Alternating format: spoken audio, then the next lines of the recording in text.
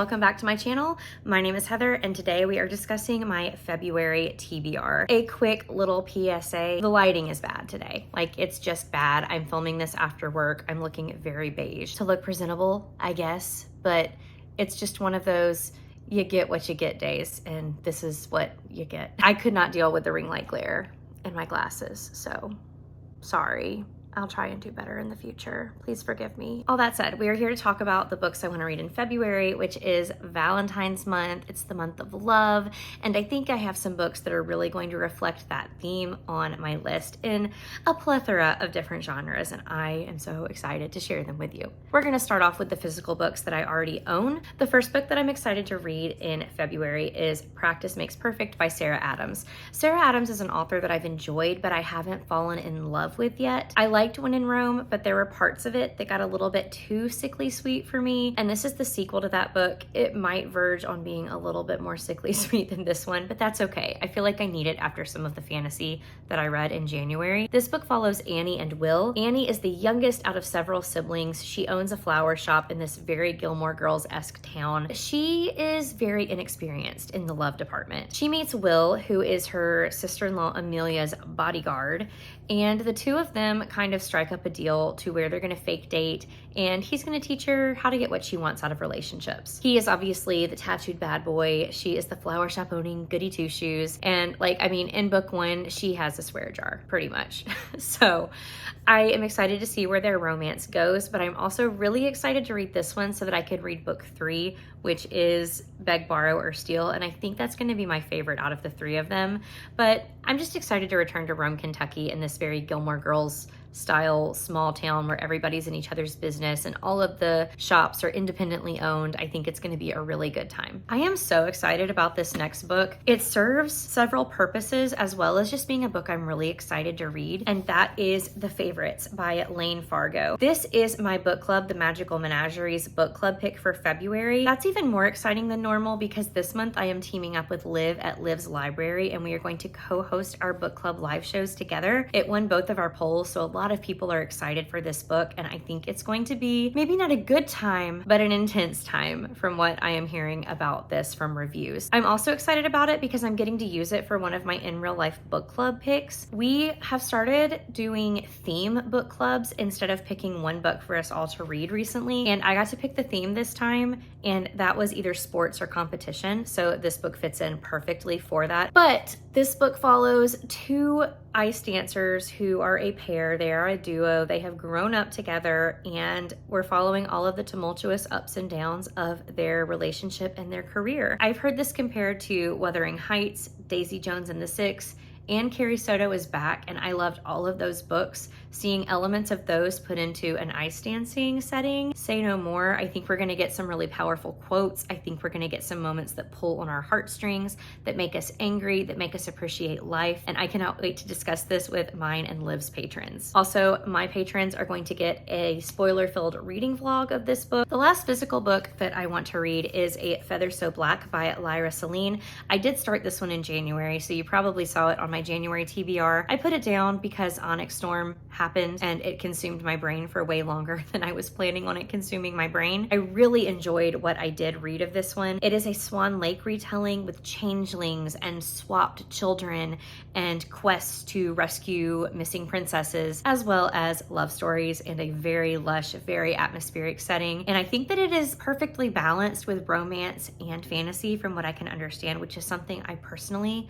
have been craving in fantasy romance. So I'm excited to dive back into this world. Now, there are some books that I don't own or that I'm planning to read on Kindle Unlimited, so let's talk about those next. First of all, we have Water Moon. This is a book about a magical pawn shop where you can trade your regrets and trade in your bad memories, and I have no idea where the plot is going to take us from there. I kind of just want to be along for the ride. The cover is beautiful. It was offered as an add-on from Book of the Month last month, so I think I will be adding it on to my order. I'm very excited to read it. Another book I just cannot wait to get into my hands Friends is First Time Caller by B.K. Borison. I have been anticipating this book since she announced it. She is one of my favorite romance authors. I think she balances everything in her romance novels so skillfully. The romance is obviously at the forefront, but our characters are not just solely focused on each other, which is something I tend to get really annoyed by in romance books. They have real life things going on in their real life jobs and families, and those things take up just as much of a priority as the romance, but she also includes side characters and things going on at their jobs, and I just really like the way she spaces everything out in these novels.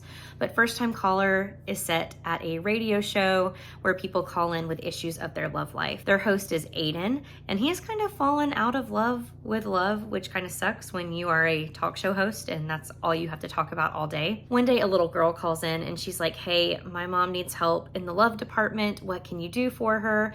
And the plot ensues from there. I think she is given the opportunity to go on dates sponsored by the radio show, but she might actually end up falling for Aiden in the process. I can't wait to see where this goes. I recently have learned that I actually really like single parent books, which is bizarre to me because I am not a parent. I have no maternal desires, and yet there's something so heartwarming about children being in romance books, and I cannot explain it. I'm here for it. Then on my Kindle, I have a couple of KU books I'm excited to get to as well. The first one is Enchantra by Kaylee Smith.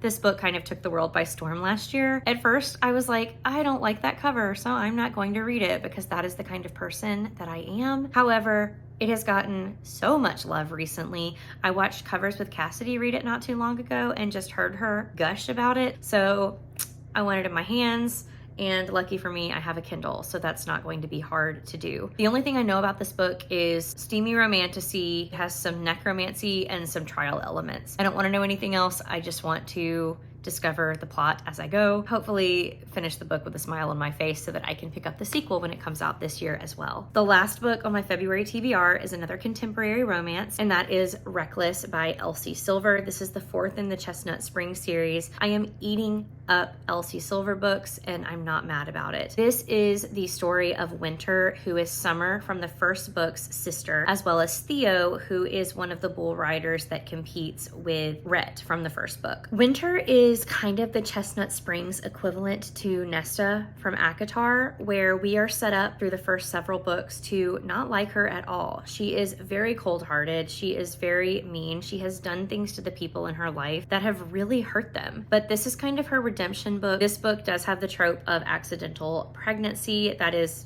like in the book description, so I'm not spoiling anything. And that's not really a plot device that I have read all that often, and I don't know how I feel about it. So hopefully I like it. Elsie Silver hasn't disappointed me yet, so I have faith in her. I just hope she can make me fall in love with Winter and Theo. That is all of my set predetermined TBR for February, although I'm sure some books get swapped out. I might read a couple of extra books. I might read fewer books than this. Who knows? I like to just kind of have a game plan and then adjust as my mood necessitates, because it's okay to be a mood reader. Nobody has to stick to a TBR. It's all okay, I promise. Have you read any of the books that I have talked about, or are you planning on reading any of them in February? I'd love to know. Leave me a comment. If not, let me know what book you're most excited to get to in the month of February. Thank you guys so much for being here with me on my booktube and being a part of this community. I appreciate each and every one of you so much. If you're interested in joining my Patreon, I have that linked down below, as well as links to all of my social medias and ways that you can support, interact, gab, whatever with me. I would love to start a book conversation with you. I hope you have a great day, and I will see you in another video very soon. Bye guys.